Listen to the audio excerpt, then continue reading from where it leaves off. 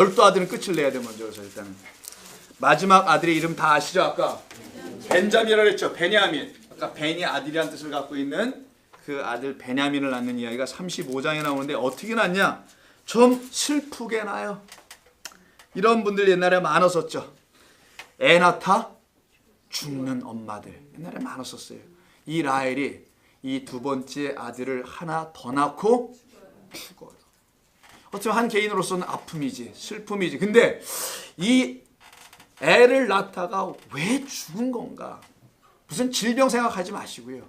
그건 뭐 한두 끝도 없는 질문만 나올 테니까 왜 성경은 이 여자를 살려놓지 않고 왜 죽음으로 아들 낳고 끝나게 했을까? 이제 이 문제를 우리가 만나게 되는 겁니다.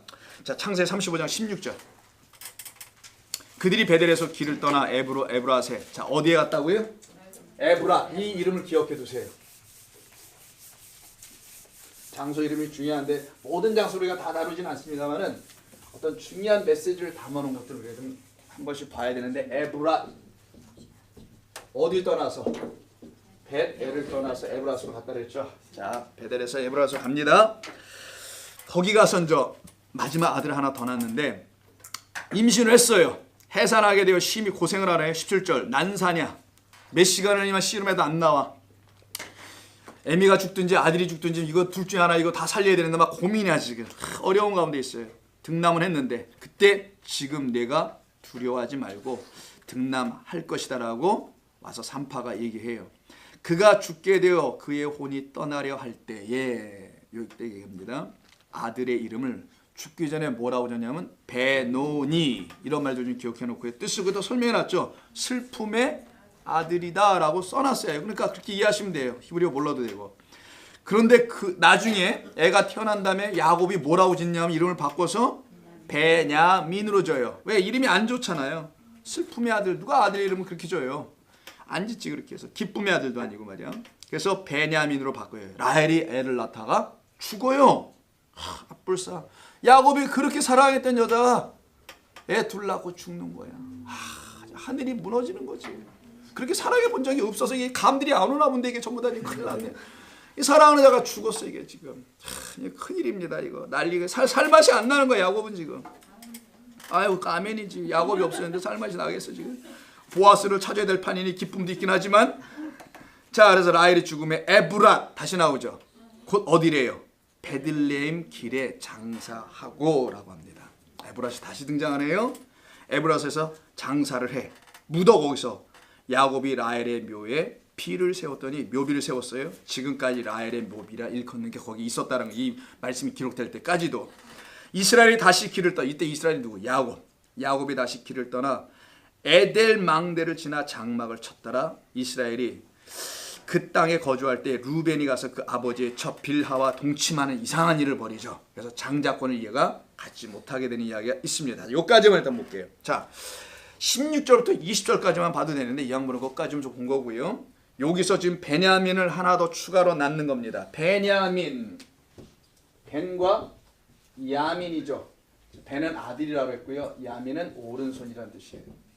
자, 그럼 오른손의 아들이네요. 뭐야 이게 왜 오른손의 아들이야?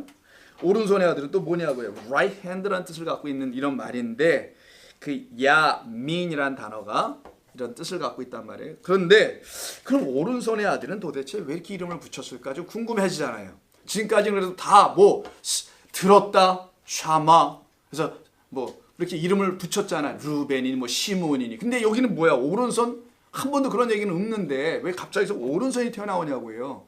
이상하다. 왜 뜻을 말해주지도 않고 오른손이라 갑자기 이름이 나올까? 근데 이 어디서 태어났다고 하죠? 그렇지. 에브라스에서 태어났대. 어디 있어 에브라? 아 여기 있네. 이 에브라시 이제 중요합니다. 에브라. 원래는 에브라시 아니고요. 에프라예요. 에프라트.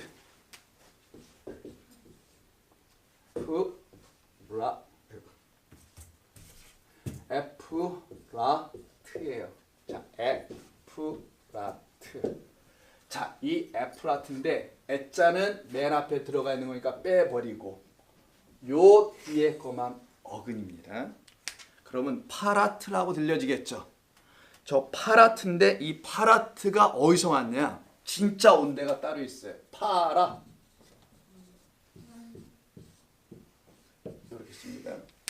이 파라라는 단어, 아유 아니구나. 알레프가를 해네. 파라. 목사님 왜 그 히브리를 이쪽에서 그 써요? 퀘스천 아무도 안 물어보네요. 다들 아시는 줄 알았는데 물론 히브리 사람들 그렇게 써요. 우리도 옛날에 이쪽에서 이쪽 썼죠. 한자 시대는 옛날에 똑같이 옛날 사람들 그게 낫나? 이쪽에서 이렇게 썼었어요. 예, 이렇게 이유를 몰라 나도 히브리어도 그렇습니다. 그래서 우리는 지금 이쪽에서 일로 쓰잖아요. 그들은 이쪽에서 이렇게 써요. 그러면 한국말도 이렇게 쓸 수 있어요, 목사님이? 얼마나 쓸 수 있죠. 사랑하는 사람들 하죠. 옛날에서 밑으로 썼죠. 옆으로는 안 쓰고 세로로 이렇게 써가지고 옆으로 쭉쭉 갔죠 옛날에는. 자, 히브리어는 그렇게 씁니다. 자, 근데 이 파라라는 말이 이 중요한 말이에요. 이 말은 열매를 맺다라는 뜻이에요. 그러면 하나님께서 베델 하나님의 집에서 그들을 내보내요. 이런 의미가 되죠. 베델은 하나님의 집이니까 에브라스로 가게 하신 이유는 열매를 맺게 하기 위함이라는 것이 담겨 있다라는 거예요. Bear fruit. 열매를 맺는 거예요, 이게 지금. 열매를 맺게 하는 그곳에서 어떤 열매를 맺어요? 벤야민이라는 아들인데 그냥 아들도 아니고 오른손의 아들을 열매로 맺게 하고 라헬은 죽어요. 자, 그러면 우리 이렇게 말할 수 있습니다. 라헬이 죽음으로 맺은 열매를 르후벤이 아닌 베냐민이라고 한다는 거예요. 다시 한번 라헬이 죽으면서 마지막으로 난 아들이 베냐민이니까 죽음이 난 아들이 베냐민이라는 뜻이에요. 이해하셨어요, 여러분? 그냥 나타가 죽었다 이런 의미가 아니라 고생하다 죽었어 이런 얘기가 아니라 그의 죽음으로 by her death 그의 죽음으로 난 여인이야. 이게 아들이었다라는 거예요. 죽지 아니하면 마지막 아들을 낳을 수가 없었다라는 게 성경의 말이에요. 이게 12번째니까 12번째 아들이니까 이 12번째 마지막 아들은 죽음과 관계가 있더라는 거예요. 이 죽음이 있어야만 낳는 아들이 바로 12번째 낳는 아들이었다라는 것을 말합니다. 이게 바로 열매를 맺는 거라고 성경이 지금 가르칩니다. 이 두 아들이 이름이 여기서 요셉과 베냐민으로 나오는 거예요. 요셉이 아들을 낳아요. 누구를 낳죠? 나중에 애굽에 가서 므낫세와 에브라임을 낳죠.